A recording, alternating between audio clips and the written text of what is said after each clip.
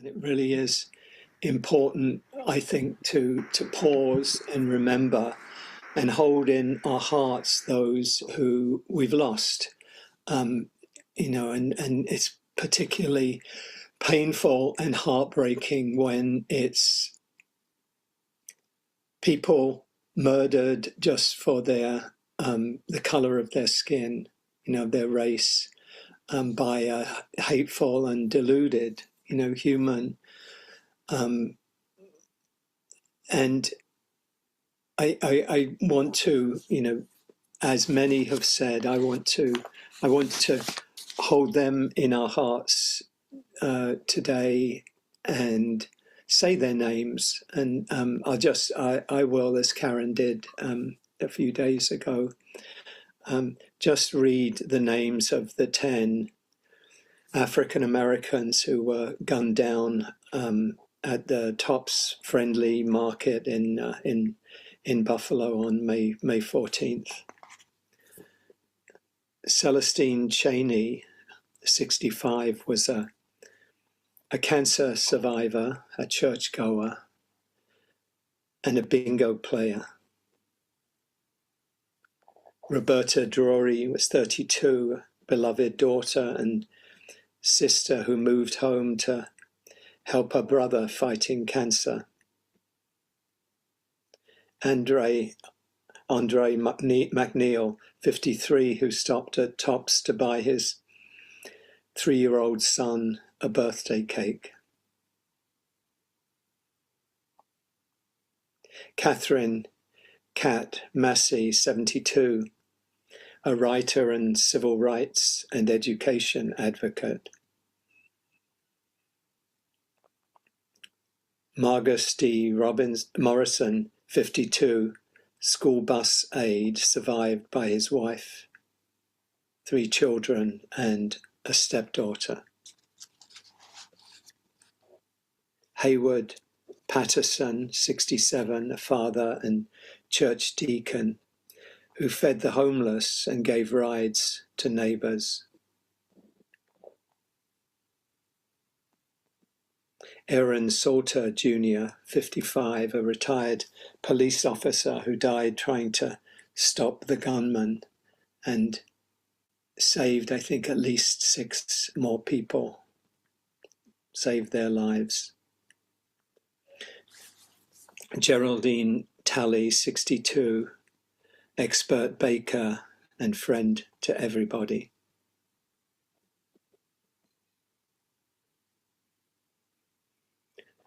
Ruth Whitfield, 86, beloved mother, grandmother, and great-grandmother, who was caretaker of her husband.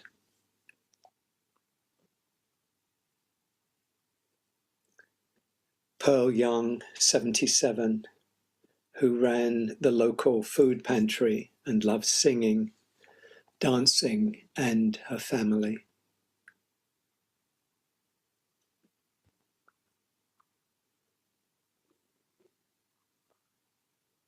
Just invite us all to hold them, their families and their loved ones, all who knew them and cared for them and loved them, and all of the ripples going out across the country and across the world. I saw yesterday, I think on the news, of 75% of African Americans are living in physical fear for their safety and well-being after this massacre, this murder, killings in Buffalo, that come on the heels of so many others too. The Washington Post had an editorial naming, I think, 44 mass killings, including the Sandy Hook Elementary School in Newtown, Connecticut, and Emmanuel AME Church in Charleston, another young white racist, as well as the Pulse nightclub, the Walmart supermarket in El Paso, Texas. So holding all who are in pain, all of us, and particularly holding all of the African American community.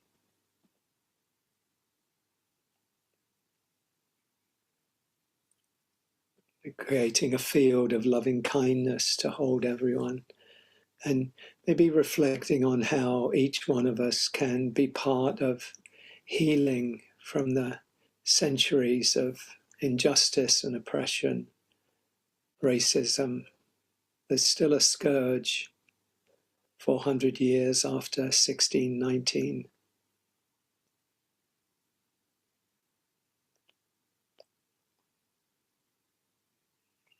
Maybe holding all those killed in Buffalo in our meditation this morning. I'll just move into the meditation, just inviting us all to hold whatever's present for us right now with loving kindness, with care, holding each other too in care, in community. Just at this time of such sadness in our country and in our world, sad and painful time, yet not forgetting it's also there's joy, there's generosity, there's compassion all around us every day.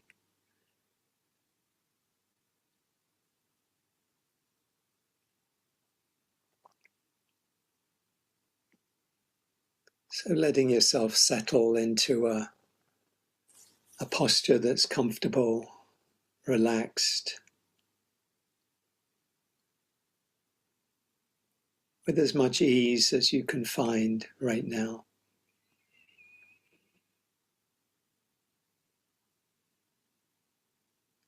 If it's helpful, taking a few longer, deeper breaths and bringing energy into the body on the in-breath and releasing any tension, any tightness on the out-breath.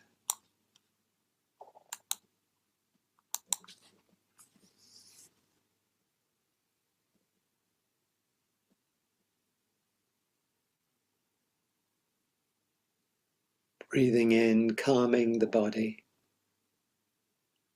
Breathing out, calming the mind.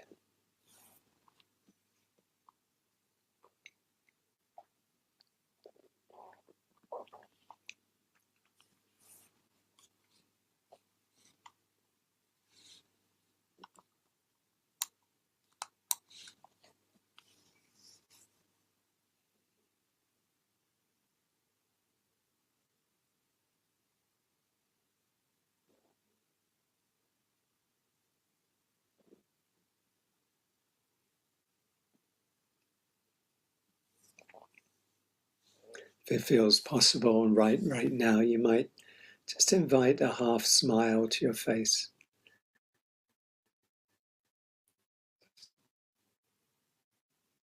Sending that message of care to yourself, of kindness. You don't have to be tight and tense and hypervigilant.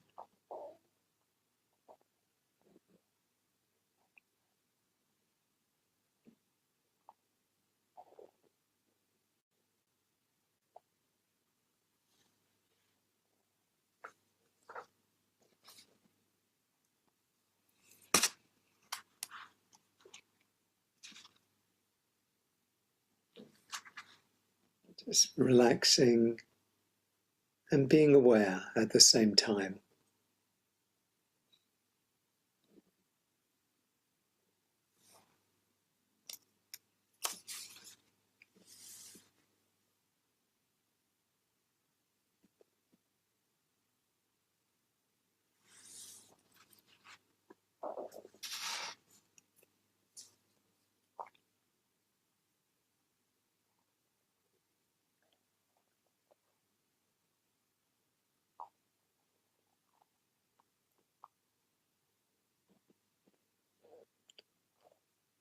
Let yourself open to whatever is present for you in the body, in the heart, in the mind.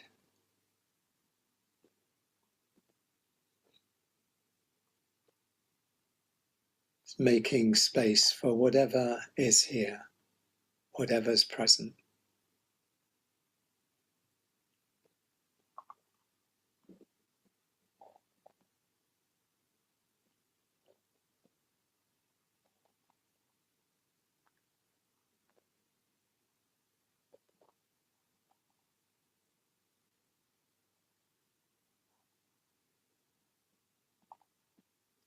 Something feels difficult or painful right now, you could maybe take a deeper breath, put your hand on your heart, maybe give yourself a hug, just comforting yourself,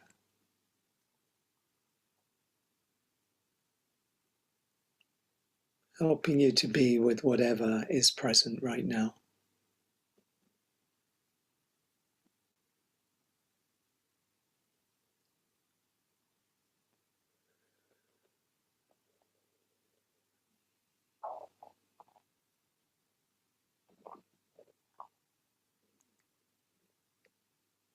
Feel yourself too as part of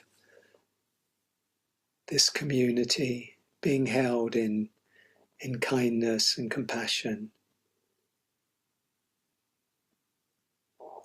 When we're suffering, we have the feeling that we're alone. We feel isolated. We very easily feel we have the weight of the world on our shoulders. If we can just consciously invite a reflection that remembering our togetherness, our oneness,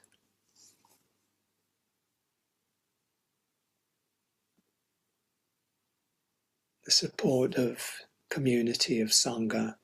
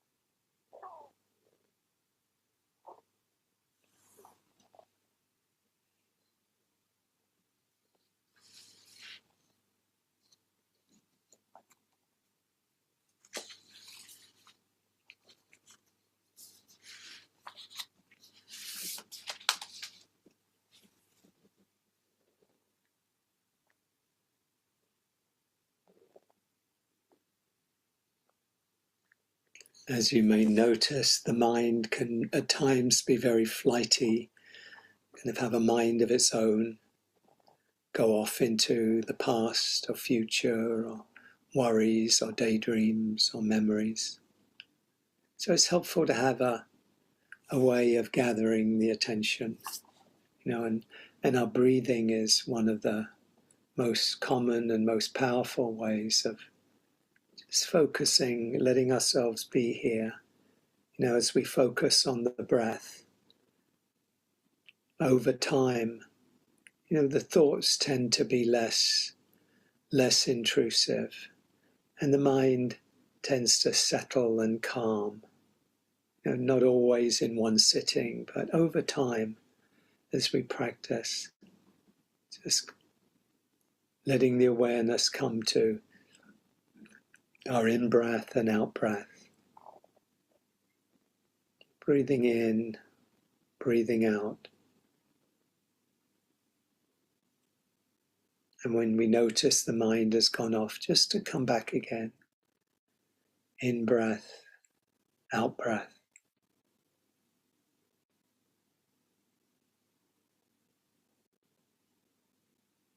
coming back each time. And if possible, doing it with kindness, without judgment.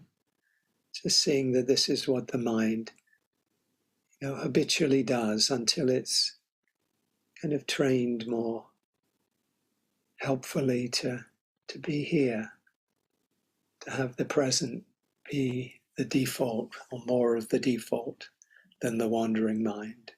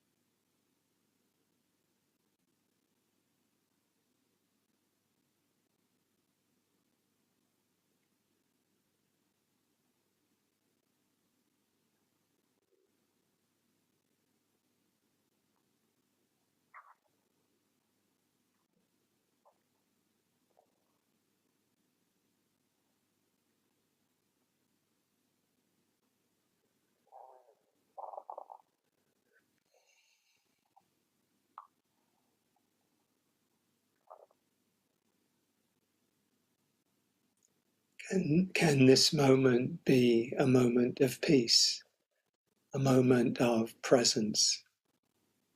No matter what else is swirling around in the meditation or in your daily life, we always have the possibility of just opening fully to what is present right now. Whatever's coming up, coming in from the world or coming up from our own experiences and reactions. And we can choose how we meet our experience. We could meet it by shutting down or pushing it away or trying to resist, repress, avoid. And that leads to suffering. Another way is to open and to allow whatever is coming up, whatever's here, to come, to stay for a while and then go in its own time. So if we have an attitude of non-judging, not holding, not resisting, then we don't get tangled in confusion and aversion and wanting and affliction. As the Tibetan Buddhists say, the thoughts and the emotions can self-liberate. They can free themselves.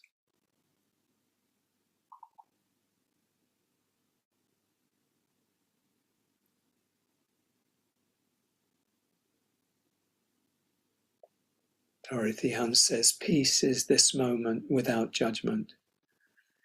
This moment in the heart space where everything that is welcome.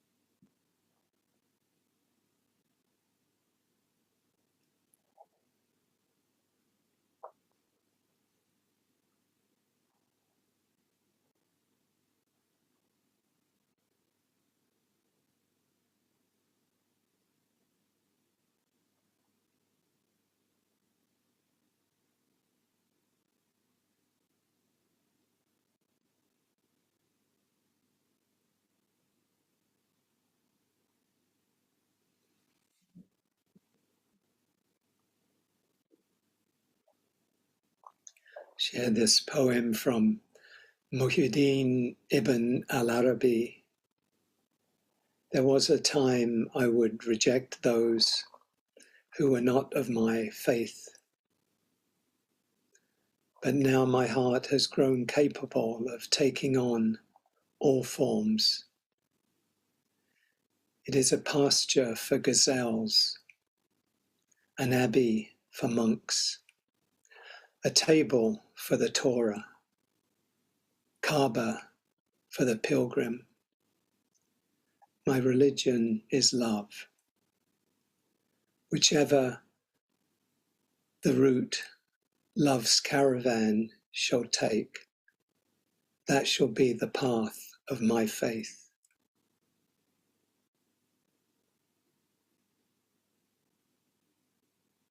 My religion is love. Whichever the route love's caravan shall take, that shall be the path of my faith.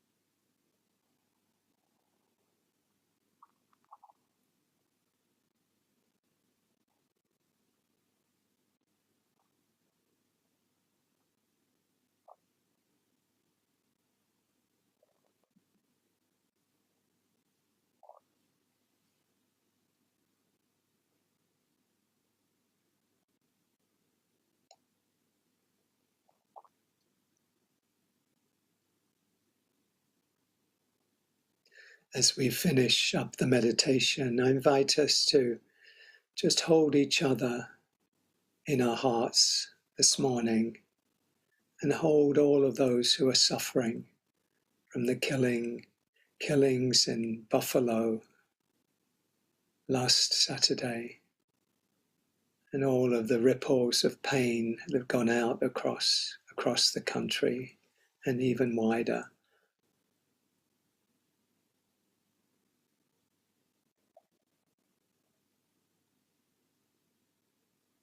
A heart of compassion,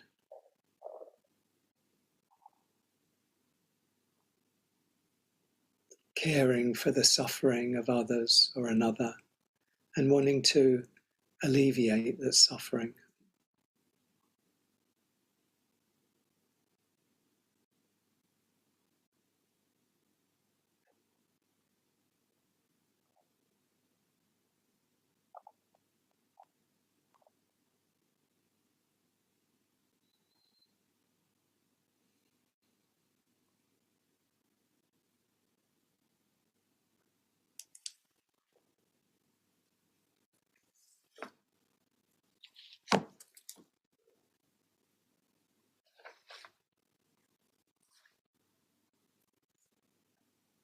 This from the Buddha: hatred never ceases by hatred, but by love alone is healed. This is the ancient and eternal law.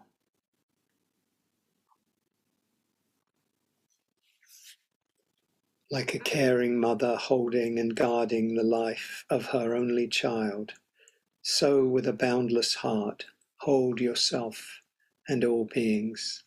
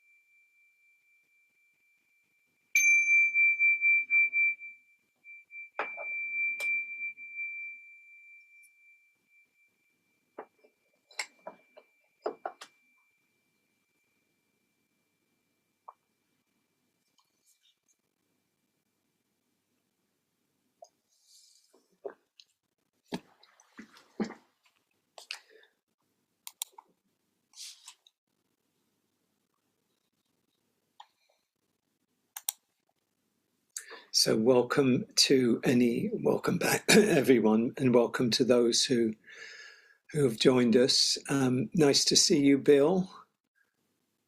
Bill, an old, a long time Sangha member and class member, going back, probably over a decade.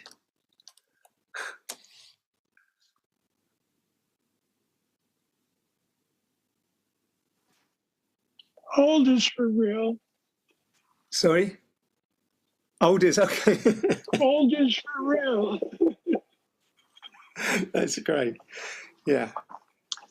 Great to see you, and welcome Linnea and anyone others who are joining us, Sylvia.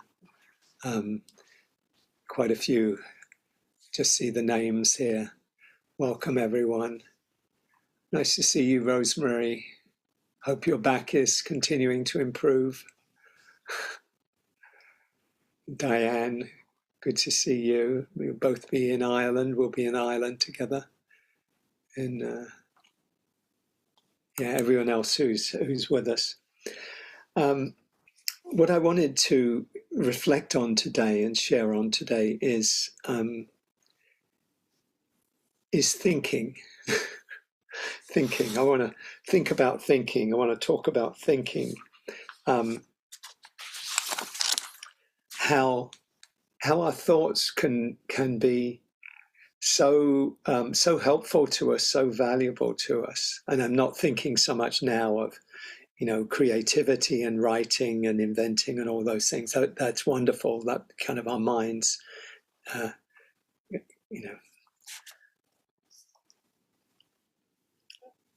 wonderful. But thinking more about the process of thinking, and how our thoughts can get us into trouble, get us entangled, and how they can get us unentangled or disentangled, and how they can help free us, help really lead us to freedom and to genuine happiness, true happiness.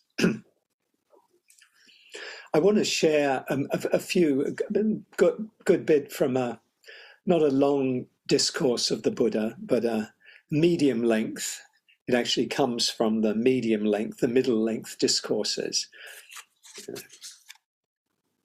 grouped by length more than anything else. There's also the long discourses and the numerical discourses, great ways for people in a non-literal, people could write, but most communication was oral, and people remembered the teachings, and that's how they've come down to us 2,500 years later. And this teaching of the Buddha is about two kinds of thought. And the theme of this is really that whatever we think about becomes the inclination of our mind. Whatever we frequently think about, whatever we think about tends to become a habit of thought, just as our actions tend to become habitual after a while. Our thoughts do the same, and we experience them as being kind of inside us and very much a part of us, and we tend to treat them personally. If we have a particular thought, we easily make it, I'm this kind of person because I had that kind of thought. I'm an angry person because I've had an angry thought, but really, if you're an angry person, what's happened is that you've cultivated anger, you've given attention to it, you've let your mind incline more and more in that direction. And then over time, yes, it becomes not the essence of who you are, but it becomes part of how you present in the world. There's that saying, sow a thought, reap an act, sow an act, reap a habit, sow a habit, reap a character, sow a character, reap a destiny. How our thoughts can take us all the way to, our life becoming almost our life, our destiny, by whether we use our thoughts and our actions skillfully or unskillfully.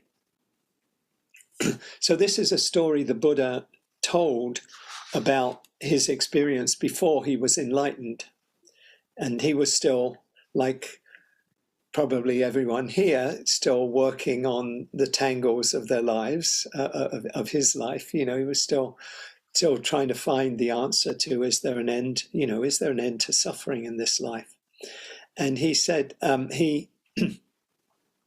he said, while I was still an unenlightened bodhisattva, somebody on the path to enlightenment but not having reached there, it occurred to me, he said, suppose I divide my thoughts into two classes or two types of thinking. And I put on one side thoughts of sensual desire, thoughts of ill will, and thoughts of cruelty. So on one side, there's kind of craving thoughts, and there's angry and aversive thoughts, and there's confused thoughts on one side. And on the other side, I put thoughts of letting go, as the literal translation, thoughts of renunciation, thoughts of non-ill will, and thoughts of non-cruelty. So probably more, understandably, thoughts of letting go, thoughts of kindness, and thoughts of compassion, of generosity, kindness. And so he says, I abided thus, diligent, ardent, and resolute. So he's meditating. The Buddha to be is meditating. And he said, a thought of sensual desire arose in me. Some thought of wanting or craving came up in his mind. And then he said, I understood thus, this thought of sensual desire has arisen in me. So he noticed, he was aware the thought had arisen. And then he said, this leads, he recognized this leads to my own affliction, to the affliction of others and to the affliction of both. He said, it obstructs wisdom, it causes difficulties, and leads away from nibbana, leads away from freedom. So he had this thought of craving, and he understood this actually causes harm. It leads to suffering. It doesn't lead to happiness. And having seen this, that it led to affliction, he said, it subsided in me. When I considered this obstructs wisdom, causes difficulties, and leads away from freedom, from nibbana, it subsided in me. And so whenever a thought of craving came up, I abandoned it, I removed it. So basically he's saying, here's one kind of thinking, the kind of afflictive, harmful, unwholesome kind of thinking. He said, when I saw a thought, I just divided my thoughts into these two kinds. And this kind I saw, this leads me to suffering. So I kind of saw the arising of the thought and paused, brought awareness to it in the way kind of we do in meditation, brought awareness to the thought and saw that if he followed that thought, where would it lead him to? It would lead him to unhappiness. It wouldn't lead to freedom. And so he chose to let it go. He doesn't say in the discourse how many times he had to practice to do that. It sounded like he did it in a fairly straightforward way. For most of us, it's like we have to see it and say, okay, this leads to harm. Maybe we see it, then we don't follow it a few times. But maybe we get caught up in it again and it leads to harm. We have to say, oh yeah, I have to really remember that this isn't helpful to me. To have a thought of craving and then follow the craving with trying to get the thing I crave, and then I get it, and then it doesn't satisfy me, so the craving still exists and it's stronger than ever. The more I crave, the stronger the craving gets. The more the clinging, the stronger the clinging is, the more intense it becomes. So this was his approach, to see the thought as not leading, the unwholesome thought, the thought of craving or clinging, leading to unhappiness, and letting it go, choosing to let it go, abandoning it.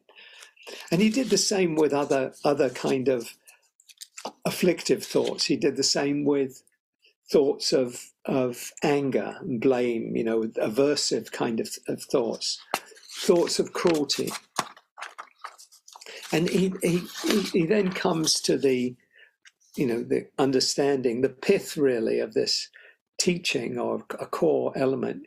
He says, bhikkhus, monks, practitioners, whatever a practitioner frequently thinks about and thinks and ponders on, that will become the inclination of their mind.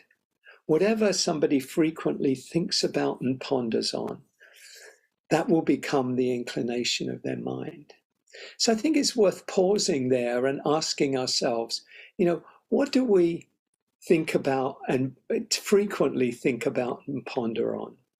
Do we, in the unwholesome area, do we, one area that I've been conscious of over the years is stress and worry, stress and anxiety, of how the thoughts kind of reinforce that. Often it's a belief we have that's underlying the thoughts, that things aren't going to go well, or I've got to be afraid of something bad happening. Maybe it linked to our childhood or upbringing and all of that. But, for whatever reason, how it often shows up is something happens, comes in from the world, comes in from our own thoughts. And it's like, it's scary to us. It causes some anxiety. Now, we could use that anxiety to say, oh, that's interesting. I feel the energy of that. Maybe I could use that as a spark to action, to do something that's really, really, creative or really helpful in a response.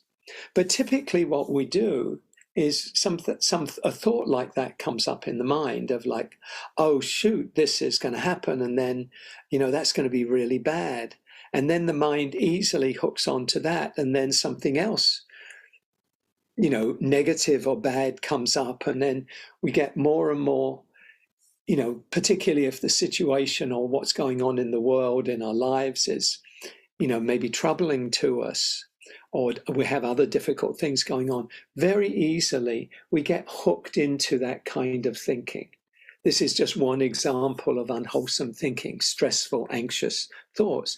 And the more we go down the path, as the Buddha said, the more what we frequently think about and ponder on becomes the inclination of the mind. Over time, and it may be a relatively short period of time, it becomes something more than just thoughts coming up, because thoughts are very much held in the body, as emotions are held in the body and experienced in the body. And if we feel fear, if our thoughts are creating fear, we'll be feeling that in the body as well. The body will be tightening up. We'll be feeling it in our chest, in our belly, in our muscle kind of structure. We're going to be in the place of, often it can feel like we're holding on for dear life. We're kind of in this defensive kind of crouch. And, that may be all right for a minute or two, but, if that's where we're living from, it becomes really problematic. And as we know from the scientific research and medical research, stress is really, really harmful to us. So that's just another thing. I'm not going to talk about that today, but it's really harmful. It causes suffering in the Buddhist sense of the term suffering, but it's also causes a lot of physical, emotional, mental problems too. So this is just one example of how unwholesome thinking proliferates, and then leads to a kind of a constellation of difficulties, of entanglements. I've talked a lot in recent times about how we get tangled. Stress is a good example, and anxiety of tangled. It's body, its emotions, its thoughts, its beliefs, all tangled up together. And it's not easy to untangle once we've got all tangled up in it. We really need awareness, and we really need the ability to be able to just kind of back off from that, that kind of thinking, and just kind of relax and open again, just what we do with the meditation. But we may need to do it, moment to moment in our lives as well, not just in a formal meditation practice. So, we can think of other kinds of unwholesome, unskillful thoughts, complaining. Complaining is a good one, where we're finding fault with others, or we're finding fault with the world, or with, how things are, oh, they did this, oh, they're bad, they're wrong, could be political figures, it could be people in our lives, our neighbor who's always doing X or Y, they're playing their music too loud, they're not cutting the grass, whatever it is, the mind can go into that, the stories of like, this isn't right, they're not doing what they should be doing. Now, let's accept some people may not be doing what they should be doing, and that can be part of the reality. But the point that I'm talking about is how when we're getting hooked, irrespective of what they're doing, what they're doing could be quite harmful. And it may be very wise to respond, but it's never wise to respond from a hooked kind of way. Does that make sense? Where we're like in that mode of separation, they're the bad people doing the bad things. I'm right, or we're right, and they're wrong. I mean, that's where all the suffering of the world comes from. Getting in the other people, they're doing that. We're the right people, or we're the good people, or whatever. That's why, in a way, I like that poem from Muhyiddin Ibn al-Arabi a lot, of just kind of, yeah, my religion is love. That if we can find our way out of that tangle of separation that the mind goes into, really through thoughts, not just thoughts alone, but thoughts are very, very critical to the process of creating, of strengthening a sense of a separate self that's separate from others, and in that separation there's suffering. So we're creating suffering anytime we cling, anytime we create separation, we create self and others, we reinforce self and other. So this is what the Buddha saw, this first kind of package of thoughts, first type of thoughts, these afflictive thoughts, how they lead to suffering, and how we can let go of them. And he has this, he's an amazing, as he was an amazing teacher, and he talked to people, obviously, we talk in different ways to monks and nuns than he would to regular community members, etc. Really, people where they were, and his imagery was very much from the culture that he lived in. A very an agrarian culture, predominantly agrarian culture, and he gives an example to kind of reinforce this, of what the way of working with the unwholesome thoughts. He says, just as in the last month of the rainy season, in the autumn, when the crops thicken, a cowherd would guard their cows by constantly tapping and poking them on this side and that with a stick to check and curb them. Why is that? Because he sees that he could be flogged, imprisoned, fined, or blamed if he let them stray into the crops.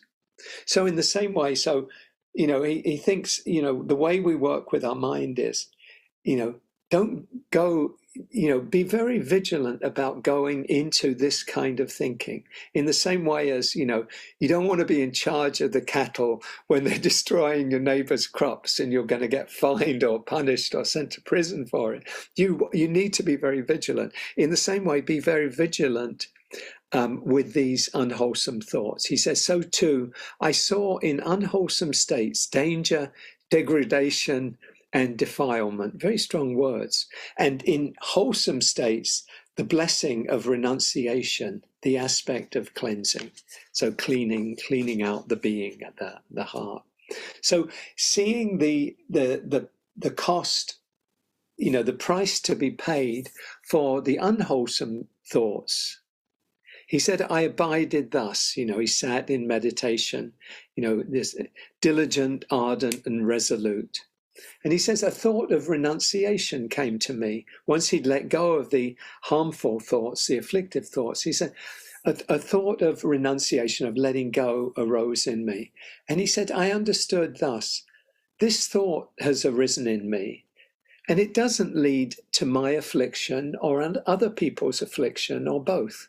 It doesn't lead to harm. So this thought of letting go is very different from the thought of craving, which led to unhappiness, to suffering. This doesn't lead to unhappiness. In fact, it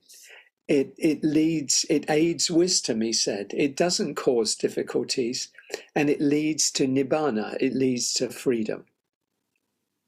And he said, I think if I think and ponder on this thought, even for a night, even for a day, even for a night and a day, I see nothing to fear from it. So there's nothing to fear from thoughts of letting go, thoughts of compassion, thoughts of kindness, generosity, gratitude. You know, we could have these thoughts, to keep the metaphor going, till the cows come home, as we used to say back home, and it wouldn't cause us problems. You know, you could have all the loving thoughts in your mind. You could spend a whole day just sending loving kindness to a person or to many people, and there wouldn't be any affliction in that. Affliction might come from somewhere else. You know, some memory might come up and you get fearful for a minute. But the actual loving kindness or compassion or joy or generosity, the beautiful thing about these thoughts is that there isn't a downside to them. You know, he does point to one downside, but that's not of the thoughts themselves. He said, but with excessive thinking and pondering, I might tire my body, and when the body is tired, the mind becomes disturbed. And when the mind is disturbed, it's far from concentration. So then he steadies his mind. So he does see there is a limit to, you know, there's a point at which, you know, thinking, you know, if you were just to kind of do a loving kindness practice, you know, all day long, and you just kind of, at a certain point, you might get tired, you know, and so it's good to back off and to just let go of the thoughts and just open to your own experience. And this is what the Buddha did.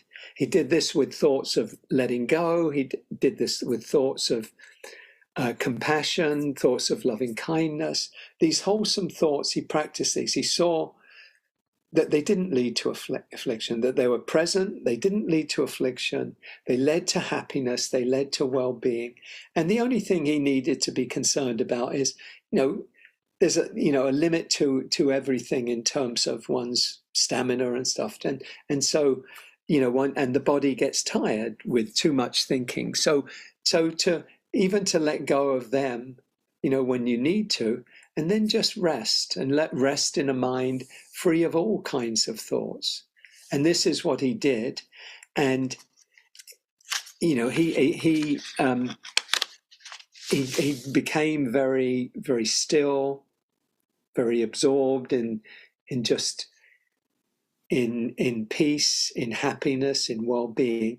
And this approach that he speaks about here helped him lead him to his awakening. You know, his awakening, that from then, once he awakened under that tree in northern India, in the future, none of the afflictive thoughts could possibly gain any foothold with him. He'd uprooted all of the potential causes of suffering. There was nothing for it to land on. You know, it was like Teflon. You know, it's kind of a mundane metaphor, but this approach of seeing afflictive thoughts, how they lead to suffering, and letting go of them, abandoning them, and cultivating thoughts of goodwill, thoughts of compassion and loving kindness and generosity and joy, seeing how they lead to happiness and well-being, and cultivating them, you know, as much as is needed for the heart to be full, and then just to sit with whatever is present in body, heart, and mind, and having let go of the unwholesome and cultivated the skillful, you know, particularly the what I've talked about at other times, the 7 factors of enlightenment, these 7 qualities that are, kind of meditative practices for freeing the heart and ending suffering in our lives.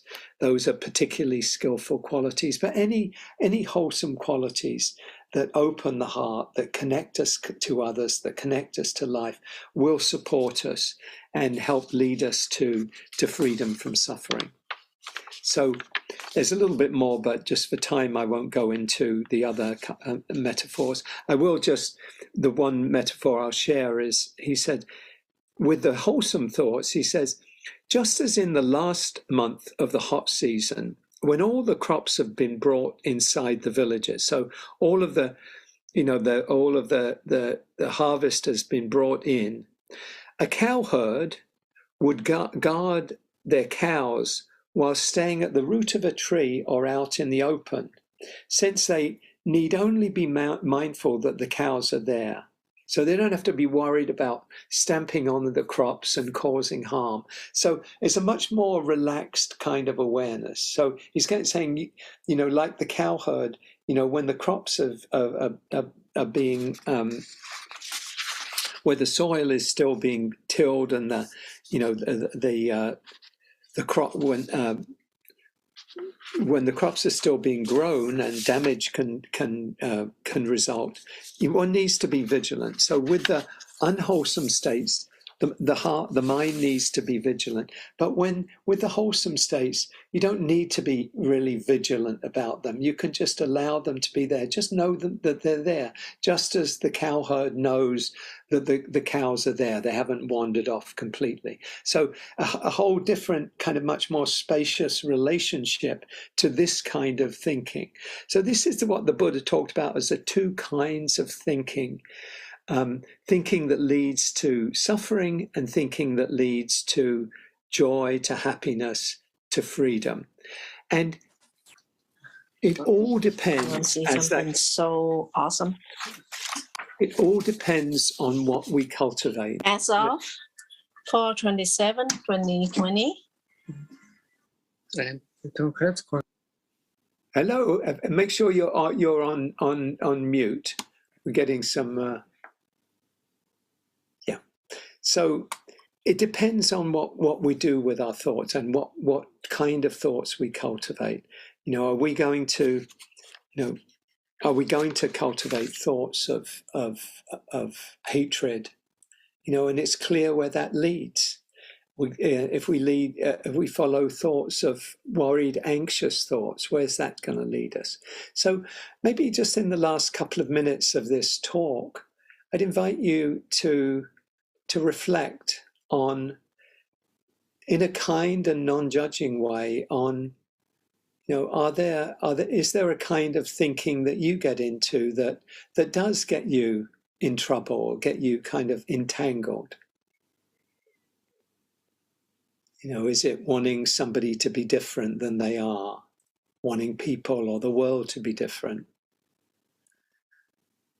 or worry about the future, ruminating on the past? Are they thoughts about how people are thinking about you? How, whether people are liking you or not liking you, and worrying about that. They thoughts about people you don't like, that you create a sense of the other around. And if there is anything that comes up for you, and probably for all of us, if we really reflect, we can see where some of our challenges are. I know for myself, I can, under certain conditions, I can go into, some stress and worry about things. I've got too much to do, and those stories in the mind. And even with practice, they develop more skills at working with them, but it still comes up. Still those thoughts can come up, and maybe for others it might be more aggravated by how people are, or complaining about them, or wanting things to be different. Whenever there's this sense of kind of tightness, contraction, entanglement, being hooked, then there's suffering. Then that really is a signal that we need to pay attention, be vigilant, like with the cow herd, with the cows in the fields. See, okay, make sure I don't fuel that. Don't fuel that. And what about the thoughts that lead to happiness, to well-being? Are those well developed in you? Or could you deepen them further? Thoughts of kindness towards people you're close to, maybe rather than taking people for granted, or kindness and compassion towards those you disagree with, friendliness towards difficult people, difficult situations. The clearer we are on where we get tangled and what supports us on the other side, what supports us, the more we'll be able to kind of incline our mind and incline our life ultimately towards greater happiness, towards greater freedom and more well-being in our lives.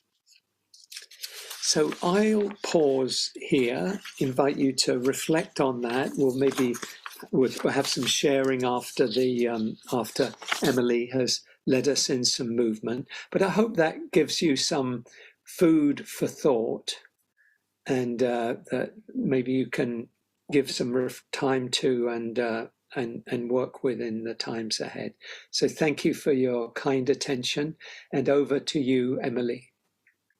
Thank you, Emily. Thank you, Hugh. Yes, let me invite you all to stand up and just sway from side to side, allowing your arms to open up in the space around you.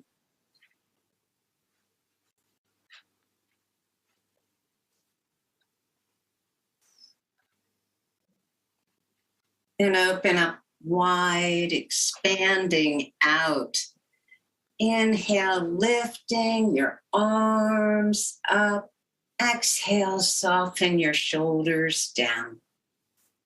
And grasp your left wrist in your right hand, lengthening out towards the right, opening up that left side, breathing into the left rib cage and tilt. Inhale up. Switch wrists and extend out to the left.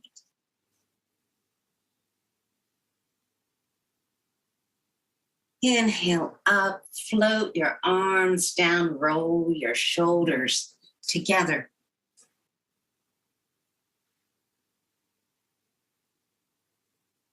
Roll them the other way.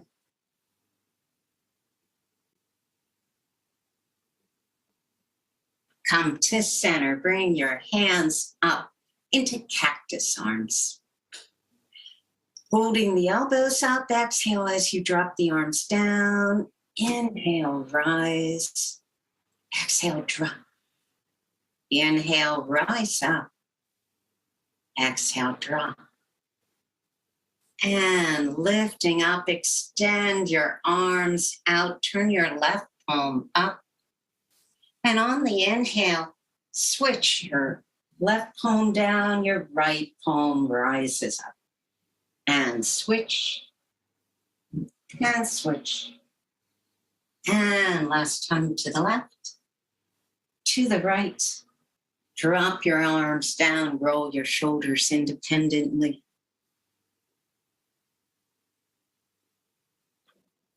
And roll them the other way. Now come to center, draw your hands behind your back and just press on your feet for a good firm foundation. Inhale as you lift your chest up your head. Exhale, draw your arms down your back, engaging your shoulder blades together and release. One more time, inhale, lifting up. Exhale, drawing your arms down. Come back to your waist. Float your arms up. Take a moment. Swing, moving in any way you might wish.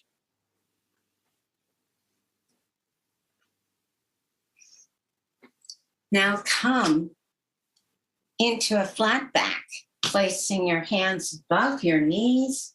Extend your head away from. Extend your head out.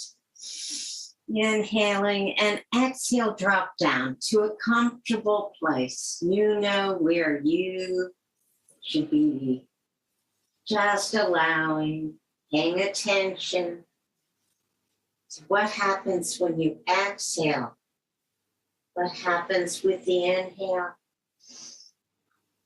Deep inhale here and exhale with a sigh. Hold.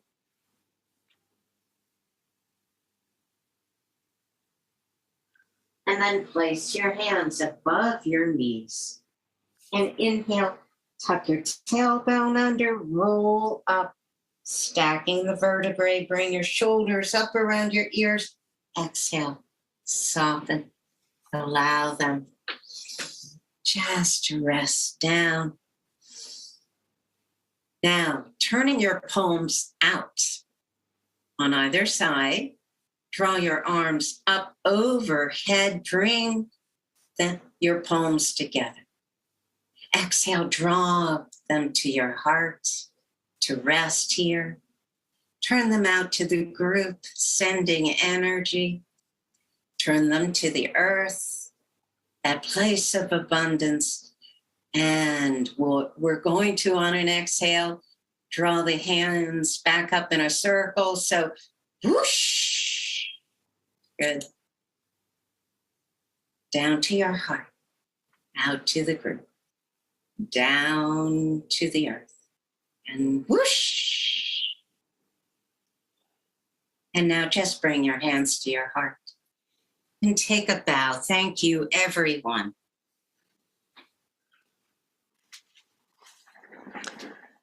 Thank you, Emily.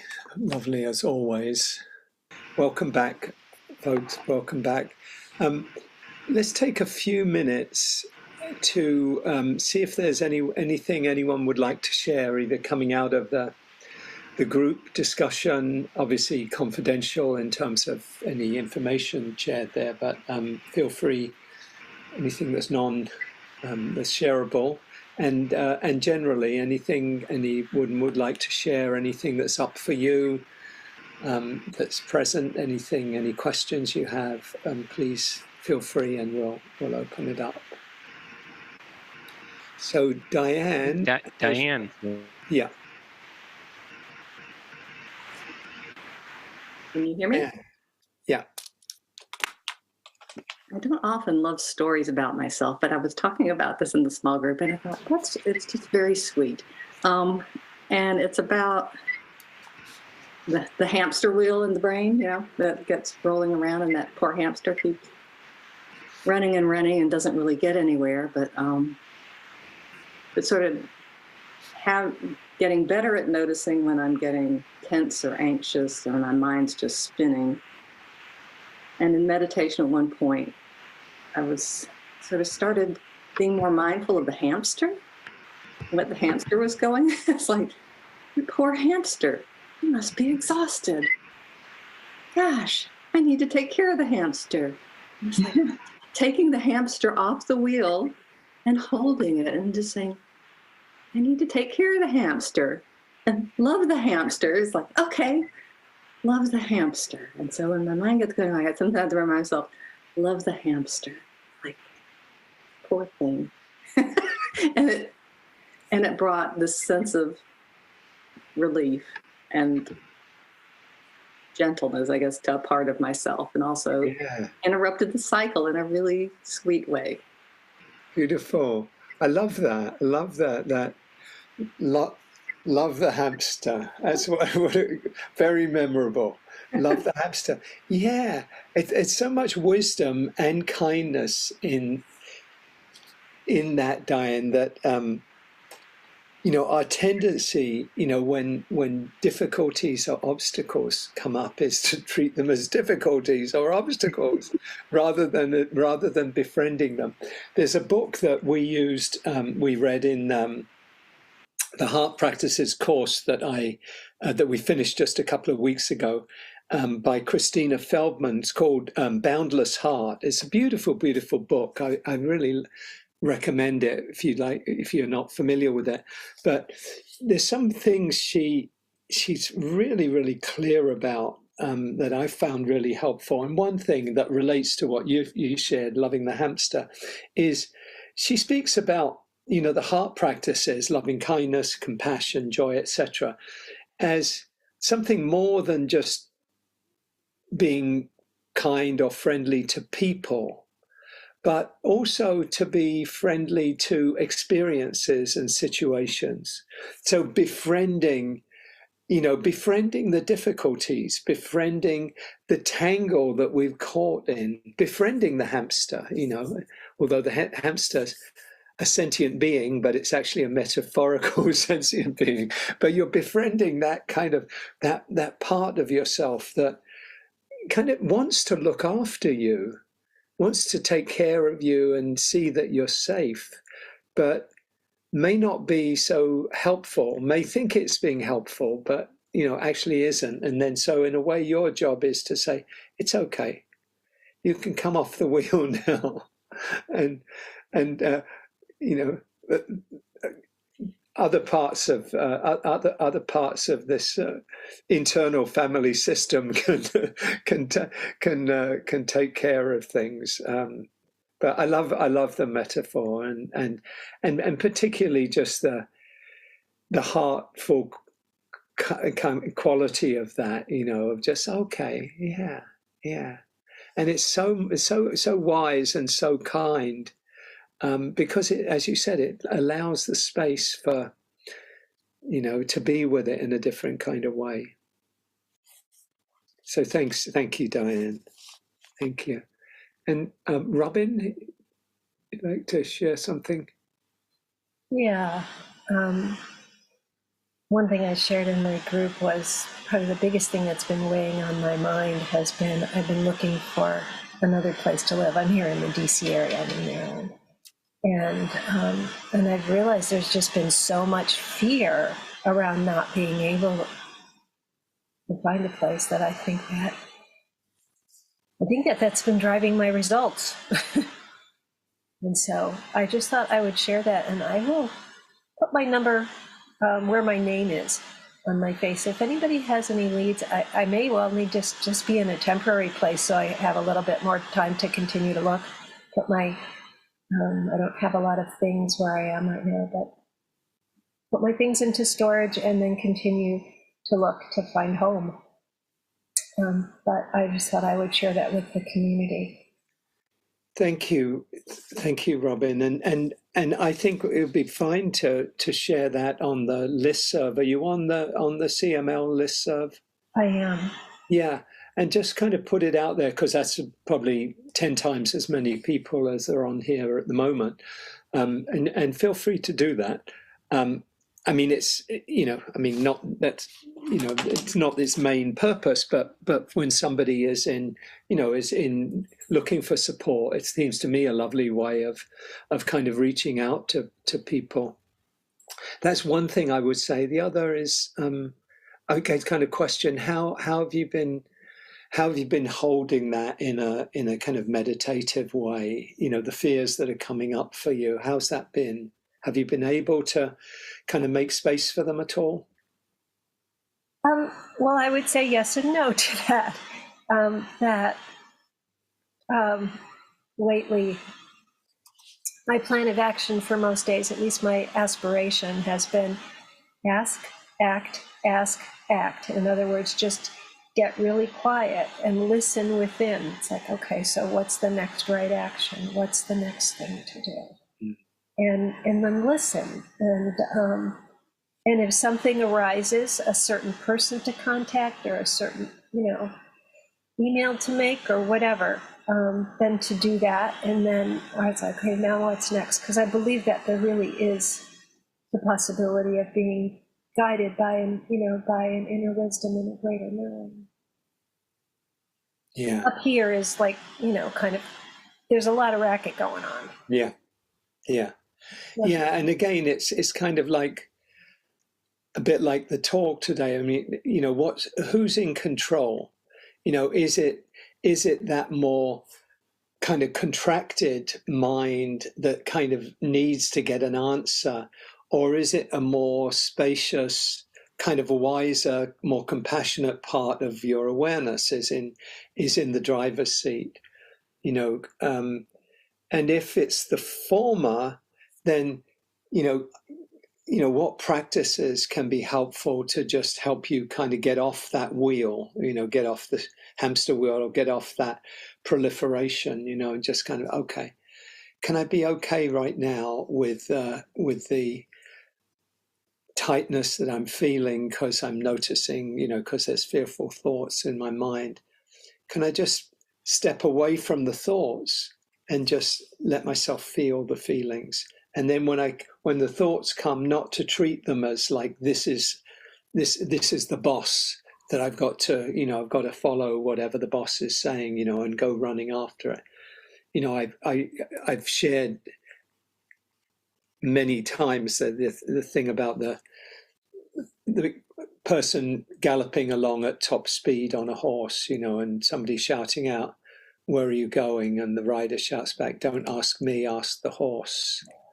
And it's that's kind of, for me, that is the metaphor where the horse, the kind of the fearful, the habitual mind is kind of is in the driver's seat, is in control. And we want to kind of, you say, keeping the metaphor, kind of take the reins back and kind of say, no, let's go this way, and with a lot of kindness, as Diane was saying with a hamster, kind of moving things in a direction that's more conducive to well-being, and probably, as you said, more conducive to in the outcome that you want to see. Although you've got to be careful not to kind of do it in a bargaining way. You know what I mean? Mm-hmm. Oh yeah, I'll be with this as long as it leads to the outcome that I get an offer in the next 2 days or whatever. But yeah, but that. One of the things that I find helpful, not just now but always, is gratitude practice, and I have a gratitude journal. Yeah. And because that brings me back to the moment. That in this moment there's food in the refrigerator, and in this moment it's a beautiful day, and in this moment. And sometimes I'll take a meditative walk, and with every step, I say a gratitude to myself. And I have never, ever run out of things to be grateful for, no matter how far I've walked. Yeah. It's such a powerful practice. Yeah, and glad you're able to come back to gratitude, because it is one of the most powerful ways I know of stepping out of the reactivity that we get caught up in, the mind in control, the habitual mind in control, and then remember, oh yeah, this moment that I have this to be grateful for. So thanks for sharing all that. It's really helpful. And Hisham, maybe. Thank you so much. Very quick thought. I attended a self-development workshop a while ago before COVID, and the trainer asked us to write what are the fears that we are worried that will happen the end of the year. Then we put that in an envelope and we send it to her, and she sent it toward the Christmas. And when I open, I forget about it, really, Hugh. I forget about it. Then I received that envelope from a letter from myself I wrote in January. And I look at the list of the fears. None of them happened. It's like, what the hell is this? I mean, completely nonsense.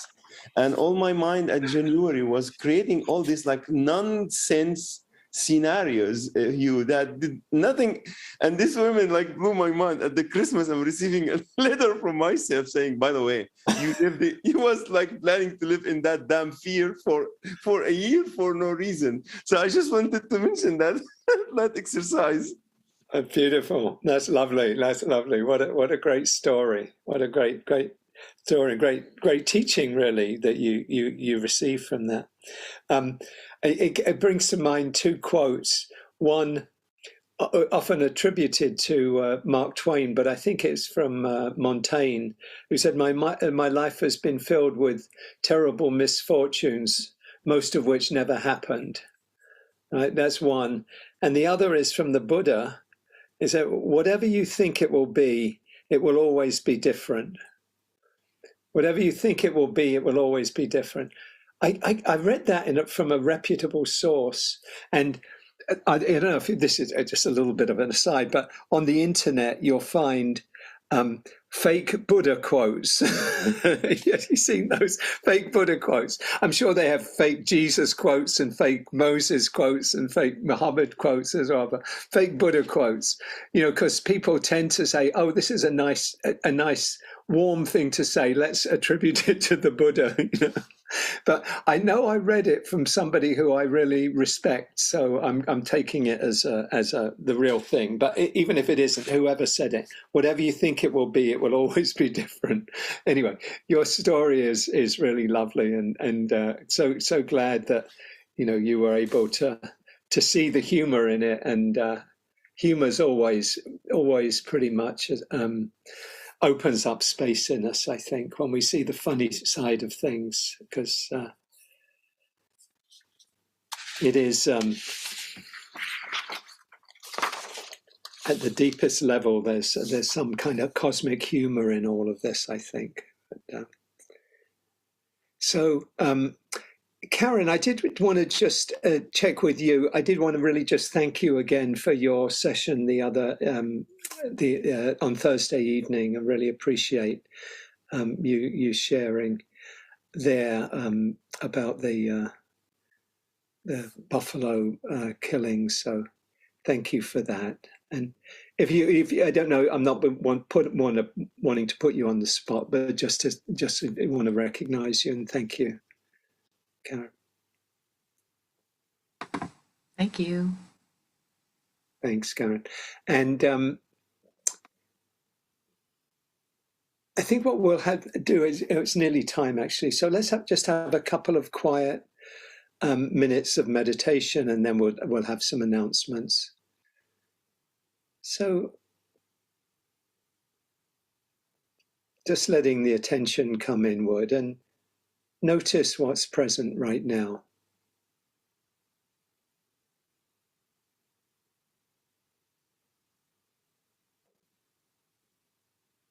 Can you meet what's here with an open heart, with kindness, with friendliness?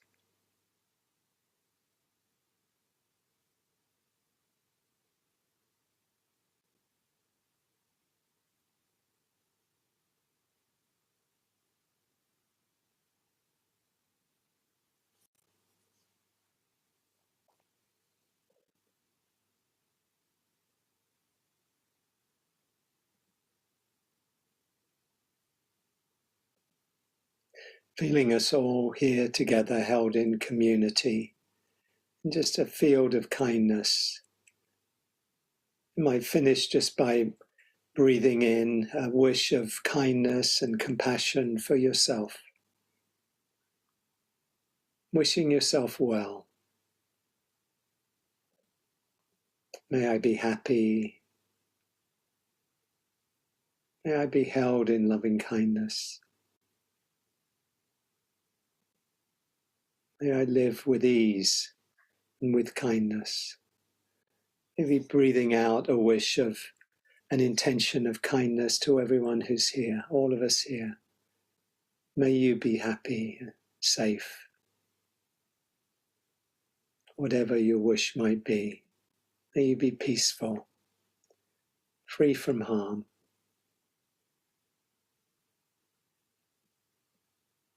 Just breathing in a wish for yourself, for your well-being.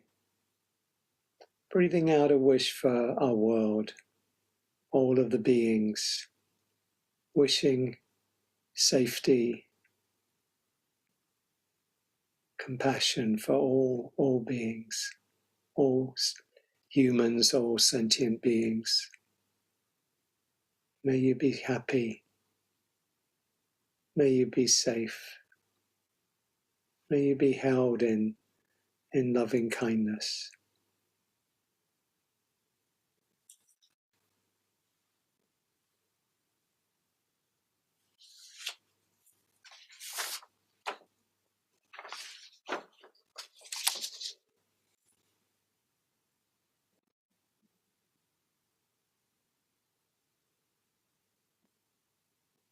This is from Rumi. Out beyond ideas of wrongdoing and right doing, there is a field. I'll meet you there. When the soul lies down in that grass, the world is too full to talk about. Ideas, language, even the phrase each other doesn't make sense.